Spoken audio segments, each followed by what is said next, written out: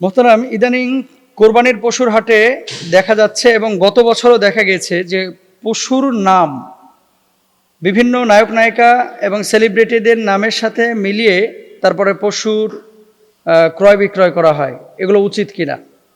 এবং তিনি লিখেছেন, কখনো পশুর নাম দেওয়া হয় হিরো আলম, কখনো পশুর নাম দেওয়া হয় সাকিব খান, জায়েদ খান, কখনো পশুর নাম দেওয়া হয় বিগ বস, কখনো পশুর নাম দেওয়া হয় ডিপজল। এই যে এই ধরনের নামগুলা, লা হাওলা ওয়ালা কুওয়াতা ইল্লা বিল্লাহ, এই ধরনের নামগুলো যে পশুর নামের সাথে, কোরবানির পশুর সাথে যারা জোড়ায়, এরা মানুষ না, এরা অমানুষ, এরা অমানুষ।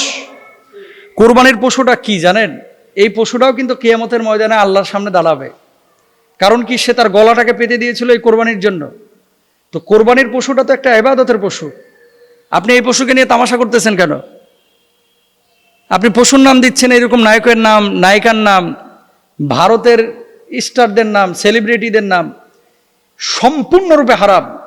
যারা এই কাজগুলো করে, আপনাদেরকে একটা কথা বলবো, যদি দেখেন কোনো পশুর নাম এরকম নায়ক নায়িকাদের নামের সাথে মিলিয়ে দিচ্ছেন, এই পশুটা কিনবেন না। কারণ কি? এটার ভিতরে রিয়া থাকে। ওই নিউজ চ্যানেলগুলো কিন্তু এর পেছনেই ঘুরে, ওই গরুর পেছনে। 22 লাখ টাকা হিরো আলমের দাম, এরকম বলে। জায়েদ খানের দাম এত টাকা। এই যে এই কথাগুলো বলে বলে চ্যানেলগুলোর বিভিন্ন কাভারেজ নেওয়ার পরে মানুষজন ওই যাওয়ার পরে এরকম একটা টেন্ডেন্সি থাকে যে জায়েদ খানকে কিনবো, হিরো আলমকে কিনবো, ডিপজলকে কিনবো, বিগ বসকে কিনবো, এরকম কথাবার্তা বলে। যখন এরকম কোনো টেন্ডেন্সি কারো ভিতরে আসবে, এর ভিতরে রিয়া আসবে, লৌকিকতা আসবে। এই জন্য এটা ক্রেতার চাইতে বেশি দোষ হচ্ছে বিক্রেতার। বিক্রেতা এরকম নাম কেন দিবে? হ্যাঁ, নাম যদি দেওয়ার ইচ্ছে থাকে, ওই আগে গ্রামগঞ্জে দেখতাম বিভিন্ন গরুর নাম দিয়ে রাখতো, কালু, লালু, অমক তমক, এরকম দিয়ে রাখে না? আপনি এরকম নাম দিয়ে রাখেন যদি আপনার এত ইচ্ছে থাকে। কিন্তু আপনি স্টারদের নামের সাথে ওই ব্যক্তির আপনি সম্মানহানি কেন করতেছেন?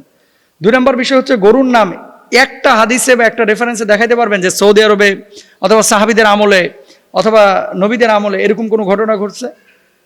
তাহলে কেন আমরা করতেছি? মেন কথা হচ্ছে, দেখেন, আমরা প্রত্যেকটা আমলকে, আমাদের তো ধর্মীয় আবেগ বেশি কিন্তু ধর্মীয় জ্ঞান নাই। কিন্তু এ কারণে যে কোনো ইবাদতের বিষয় আসলে আমরা কিন্তু এটাকে একটা উৎসবের রং মাখিয়ে তারপরে নিজেদের মতো সব কিছু ব্যবহার করা শুরু করি। এ ধরনের পশুগুলো, এই যে যারা নাম দেয়, এটা কোনোভাবেই আপনার উচিত না। 2 নম্বর আরেকটা বিষয় বলি আপনাকে, লা ইয়ানালাল্লাহু লুহুমুহা ওয়ালা দিমাউহা ওয়ালাকিন ইয়ানালুহুত তাকওয়া মিনকুম। আল্লাহ তাআলার কাছে কিন্তু রক্ত পৌঁছায় না, গোশত পৌঁছায় না, চামড়া পৌঁছায় না, হাড্ডি পৌঁছায় না। পৌঁছায় কি? পৌঁছায় হচ্ছে তাকওয়া।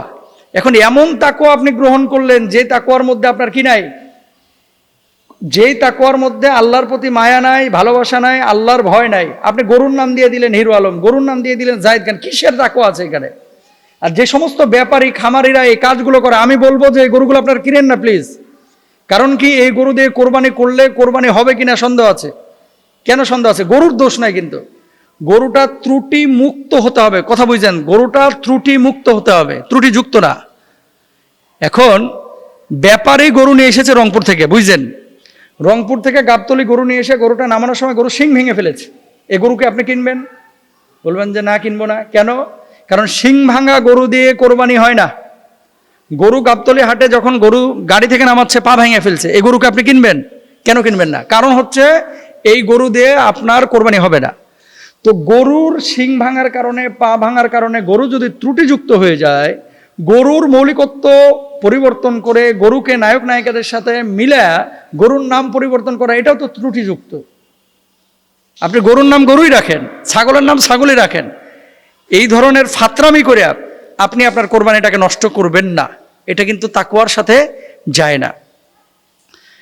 তারপর আসেন, তাহলে কেমন পশু আপনি কিনবেন?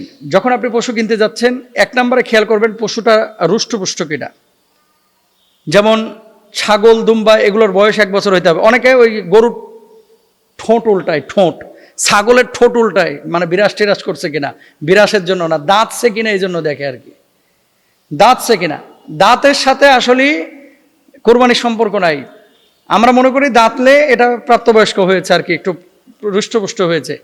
ইসলামী শরিয়ায় যে সমস্ত পশু দিয়ে কোরবানি করতে বলা হয়েছে, দেখেন, উট, এই মানে ভেড়া, ছাগল, দুম্বা, তারপরে হচ্ছে মহিষ, গরু, তারপরে হচ্ছে উট, এই সমস্ত প্রাণী দিয়ে কোরবানি করতে বলা হয়েছে।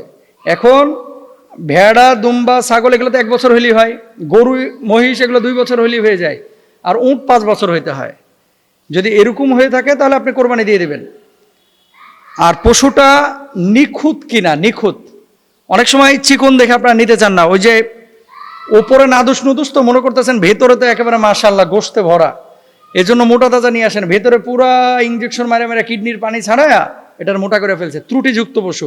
এই জন্য শুধু মোটা তাজা দেখা যাবে না, পশুটার হৃষ্টপুষ্ট কিনা, বয়স হয়েছে কিনা, পশুটার ত্রুটি আছে কিনা, এবং পশুটাকে নিয়ে আসার পরে আঘাত করা হয়েছে কিনা। অনেক সময় পিটাইতে পিটাইতে চামড়া তুলে ফেলায়, কিন্তু ক্ষত তৈরি হয়, এগুলো করবেন না, এগুলো অমানবিক আচরণ, এগুলো জায়েজ নাই।